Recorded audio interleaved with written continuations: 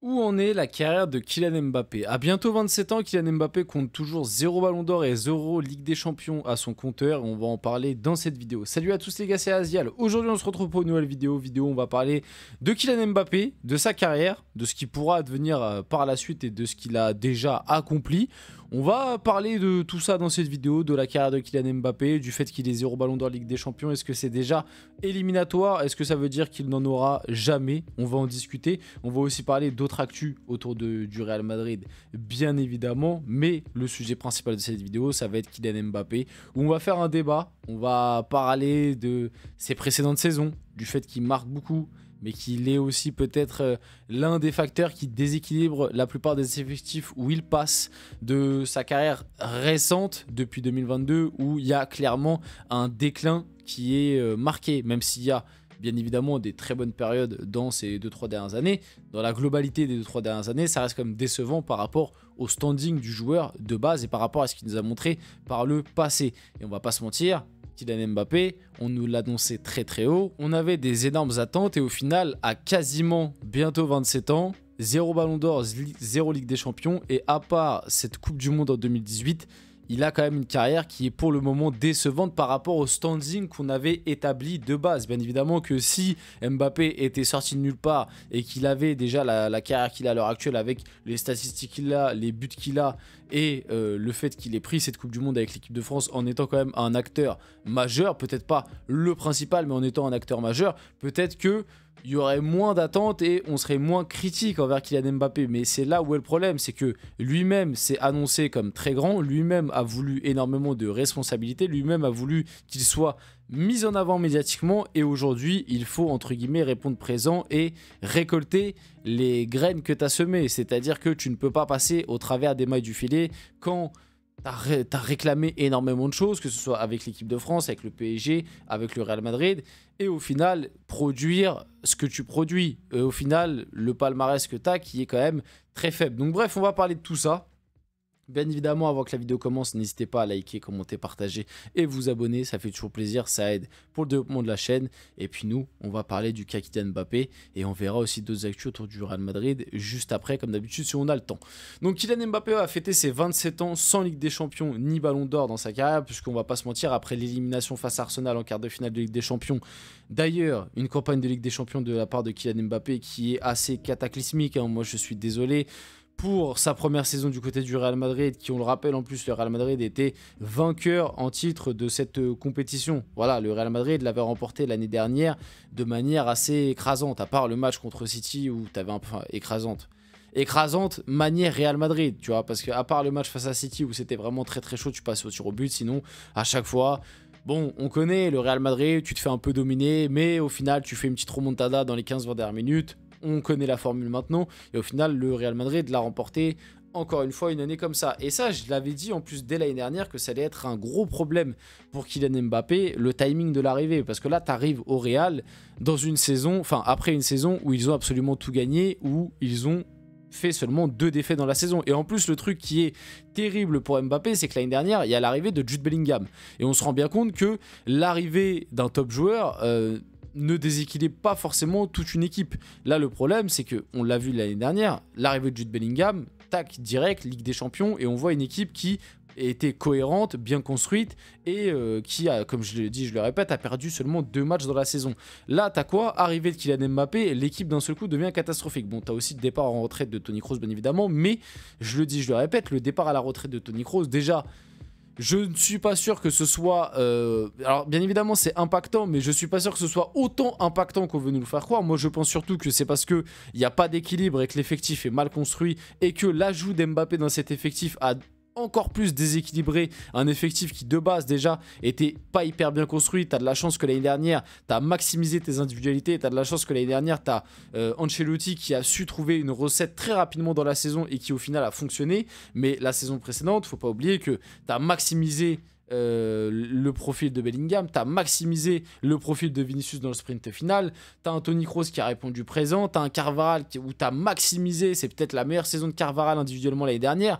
Pareil, Lunin, tu l'as maximisé parce qu'on va pas se mentir, t'attendais pas à ce qu'il fasse cette saison comme ça, et puis en finale tu récupères Courtois et il te fait une finale, on connaît. Voilà, en fait l'année dernière t'as énormément compté sur des individualités qui étaient peut-être en sur-régime. Et tu les as vraiment maximisées au meilleur des moments.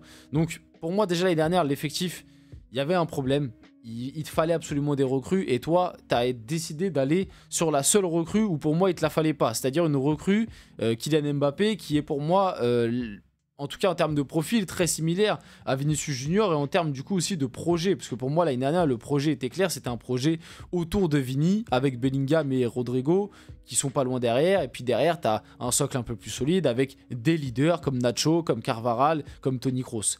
Cette saison, c'est parti complètement en cacahuète avec l'ajout d'Mbappé dans cet effectif où, comme j'ai dit, ça a déséquilibré déjà une équipe qui était construite. Mais bref... Donc le timing était vraiment pas bon pour Mbappé. Tu viens de faire une saison catastrophique avec le Real où, comme j'ai dit, pour moi en Ligue des Champions, Mbappé il fait vraiment pas... Voilà, à part son triplé face à City, où le triplé est très beau. Sinon voilà, huitième de finale, quart de finale, les moments importants finalement, il a disparu. Alors je dis pas qu'autour de lui ça a été flamboyant, je dis juste que lui individuellement, il a totalement disparu dans ce huitième de finale et ce quart de finale face à l'Atlético et à Arsenal. Et du coup, avec cette élimination, on va pas se mentir, je pense que le Ballon d'Or, il ne l'aura pas. Et du coup, la Ligue des Champions, bien évidemment qu'il l'aura pas. Donc il va avoir 27 ans, avec 0 Ballon d'Or et 0 Ligue des Champions. Alors, je vais quand même faire un disclaimer. 27 ans, 0 Ballon d'Or, 0 Ligue des Champions, ça ne veut pas dire qu'il ne remportera aucun des deux à la fin de sa carrière. On l'a vu en plus sur les années précédentes que il y a pas mal de joueurs qui passaient 30 ans, passaient un step et au final réussissaient à prendre des ballons d'or ou à prendre des LDC. Donc, il lui reste encore du temps, mais on va pas se mentir que, on le rappelle, l'objectif de base qui était de marquer le football, d'être l'un des meilleurs joueurs du monde, le rêve petit à petit est en train de partir en lambeaux parce que à l'heure actuelle, Mbappé, je le répète, mais en termes de palmarès, heureusement qu'il a cette Coupe du Monde en 2018 parce que si elle n'était pas là, on serait pas loin d'un joueur très mid dans l'histoire du football. Alors certes, c'est bien, il a des statistiques, il marque des buts, mais Harry Kane aussi marque des buts. Harry Kane aussi. Bon, Mbappé en marque un peu plus, mais un joueur comme Harry Kane aussi marque des buts. Mais Harry Kane, ça fait des années qu'il est moqué justement parce qu'il remporte pas de titre. Alors ok, Mbappé, avec le PSG, il a remporté la Ligue 1, la Coupe de France, Trophée des Champions, tout ça. Mais ça, c'est des trophées que le PSG gagnait déjà sans lui. C'est pas grâce à lui que le PSG a gagné ces trophées. Le PSG les a gagnés sans lui et le PSG continue de les gagner d'ailleurs depuis qu'il est parti. On le voit cette saison. Donc, la carrière pour le moment, moi je le dis, elle n'est pas décevante si on n'en attend rien. Mais par rapport à ce qu'on annonçait de base... Moi, je suis désolé, la carrière d'Mbappé, pour le moment...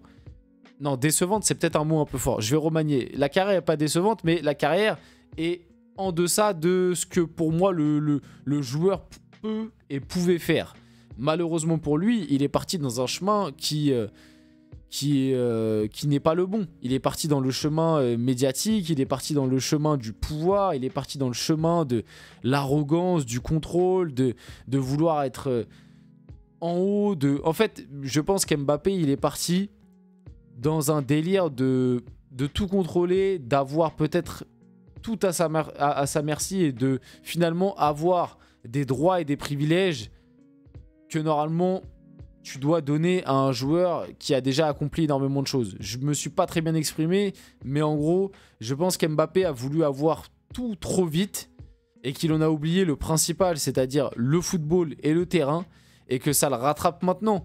Parce que maintenant, même du côté du Real, on le voit, là on commence à avoir des bruits de couloir comme quoi l'année prochaine, le projet ce sera Mbappé, il sera au centre, ce sera le numéro 1 et que les autres seront rétrogradés, et qu'en gros Vinicius, Rodrigo, Bellingham, s'ils restent, parce que c'est même pas sûr qu'ils restent, en tout cas pour Rodrigo et peut-être même pour Vinicius, ils seront désormais en tant que lieutenants et que le projet du Real Madrid version Xabi Alonso, ce sera en gros le tout pour Kiki, comme ce qui s'est passé sur la fin du côté du PSG. Mais moi je suis pas sûr que ce soit la bonne solution et je suis pas sûr que ce soit le meilleur truc à faire si Mbappé veut un jour remporter un ballon d'or et une Ligue des Champions.